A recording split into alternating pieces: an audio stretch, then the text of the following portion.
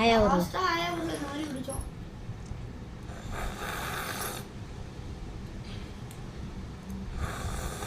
நல்லா இருக்கலாம். ஆயா அப்படி தான் போடும் டீ. ஆயா மிஸ் பண்ணுறீங்களா? ரொம்ப மிஸ் பண்ணுறியா?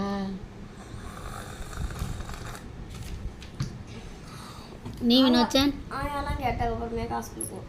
ஆயா மிஸ் பண்ணுறியா? நான் வந்து 10 ரூபா கேட்பேன், கோழி பண்ணுவாங்க. எவ்வளோ கொடுக்குதுமா? 50 ரூபா, ஆளுக்கு 10 ரூபா எடுத்துக்கோங்க. கோழி பண்ணுவாங்க எல்லாத்துக்கும் கொஞ்சம். அப்போதான் ஆடி என் பசங்க எங்கள் அம்மாவை ரொம்ப மிஸ் பண்ணுறாங்க.